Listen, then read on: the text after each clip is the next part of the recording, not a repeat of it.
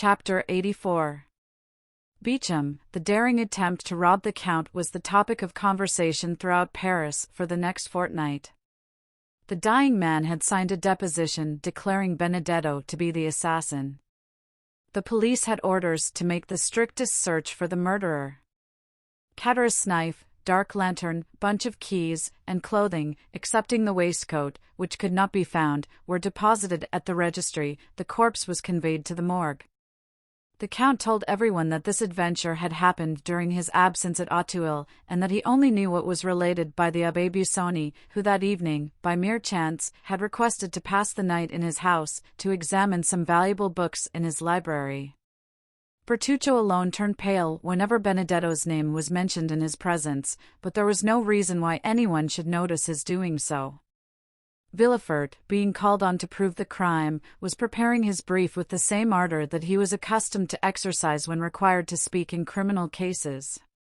But 3 weeks had already passed, and the most diligent search had been unsuccessful. The attempted robbery and the murder of the robber by his comrade were almost forgotten in anticipation of the approaching marriage of Mademoiselle Danglars to the Count Andrea Cavalcanti.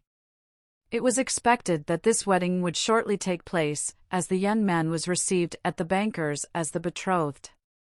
Letters had been dispatched to M. Cavalcanti, as the Count's father, who highly approved of the union, regretted his inability to leave Parma at that time, and promised a wedding gift of 150,000 livres.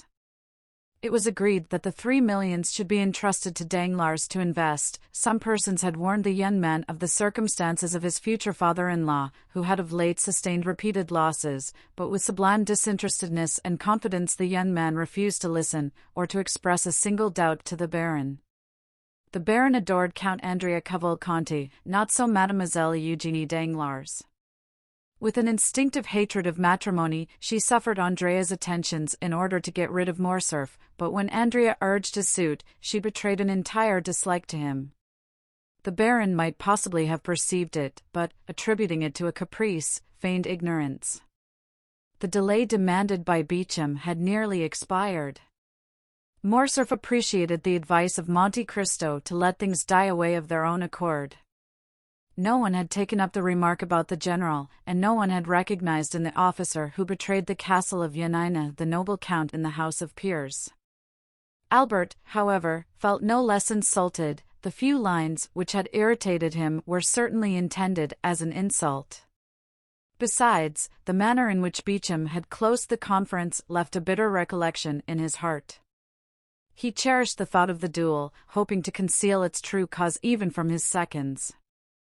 Beauchamp had not been seen since the day he visited Albert, and those of whom the latter inquired always told him he was out on a journey which would detain him some days.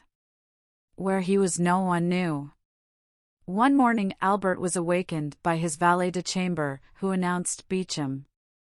Albert rubbed his eyes, ordered his servant to introduce him into the small smoking room on the ground floor, dressed himself quickly, and went down. He found Beauchamp pacing the room. On perceiving him, Beauchamp stopped. "Your arrival here, without waiting my visit at your house today, looks well, sir," said Albert. "Tell me, may I shake hands with you, saying, Beauchamp, acknowledge you have injured me, and retain my friendship, or must I simply propose to you a choice of arms?" "Albert," said Beauchamp, with a look of sorrow which stupefied the young man, "let us first sit down and talk." "Rather, sir, before we sit down, I must demand your answer." "Albert," said the journalist, "these are questions which it is difficult to answer." "I will facilitate it by repeating the question. Will you, or will you not, retract?" "Morcerf, it is not enough to answer yes or no to questions which concern the honor, the social interest, and the life of such a man as Lieutenant General the Count of Morcerf, peer of France." "What must then be done?" "What I have done, Albert." I reasoned thus: money, time, and fatigue are nothing compared with the reputation and interests of a whole family. Probabilities will not suffice, only facts will justify a deadly combat with a friend. If I strike with the sword, or discharge the contents of a pistol at men with whom, for 3 years, I have been on terms of intimacy, I must, at least, know why I do so. I must meet him with a heart at ease, and that quiet conscience which a man needs when his own arm must save his life. Well, said Morcerf, impatiently, what does all this mean? It means that I have just returned from Yanina. From Yanina? Yes. Impossible. Here is my passport. Examine the visa: Geneva, Milan, Venice, Trieste, Delvino, Yanina. Will you believe the government of a republic, a kingdom, and an empire? Albert cast his eyes on the passport, then raised them in astonishment to Beauchamp.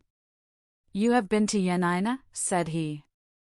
Albert, had you been a stranger, a foreigner, a simple lord, like that Englishman who came to demand satisfaction 3 or 4 months since, and whom I killed to get rid of, I should not have taken this trouble, but I thought this mark of consideration due to you. I took a week to go, another to return, 4 days of quarantine, and 48 hours to stay there. That makes 3 weeks. I returned last night, and here I am. What circumlocution! How long you are before you tell me what I most wish to know? Because, in truth, Albert, you hesitate? Yes, I fear. You fear to acknowledge that your correspondent has deceived you? Oh, no self-love, Beauchamp. Acknowledge it, Beauchamp, your courage cannot be doubted. Not so, murmured the journalist. On the contrary, Albert turned frightfully pale. He endeavored to speak, but the words died on his lips. My friend, said Beauchamp, in the most affectionate tone, I should gladly make an apology, but, alas, but what? The paragraph was correct, my friend. What? That French officer, yes. Fernand? Yes. The traitor who surrendered the castle of the man in whose service he was. Pardon me, my friend, that man was your father. Albert advanced furiously towards Beauchamp, but the latter restrained him more by a mild look than by his extended hand. My friend, said he, here is a proof of it. Albert opened the paper. It was an attestation of 4 notable inhabitants of Yanina, proving that Colonel Fernand Mondego, in the service of Ali Tepelini, had surrendered the castle for 2,000,000 crowns. The signatures were perfectly legal. Albert tottered and fell overpowered in a chair. It could no longer be doubted, the family name was fully given. After a moment's mournful silence, his heart overflowed, and he gave way to a flood of tears. Beauchamp, who had watched with sincere pity the young man's paroxysm of grief, approached him. Now, Albert, said he, you understand me, do you not? I wish to see all, and to judge of everything for myself, hoping the explanation would be in your father's favor, and that I might do him justice. But, on the contrary, the particulars which are given prove that Fernand Mondego, raised by Ali Pasha to the rank of Governor-General, is no other than Count Fernand of Morcerf. Then, recollecting the honor you had done me, in admitting me to your friendship, I hastened to you. Albert, still extended on the chair, covered his face with both hands, as if to prevent the light from reaching him. I hasten to you, continued Beauchamp, to tell you, Albert, that in this changing age, the faults of a father cannot revert upon his children. Few have passed through this revolutionary period, in the midst of which we were born, without some stain of infamy or blood to soil the uniform of the soldier, or the gown of the magistrate. Now I have these proofs, Albert, and I am in your confidence. No human power can force me to a duel which your own conscience would reproach you with as criminal, but I come to offer you what you can no longer demand of me. Do you wish these proofs, these attestations, which I alone possess, to be destroyed? Do you wish this frightful secret to remain with us?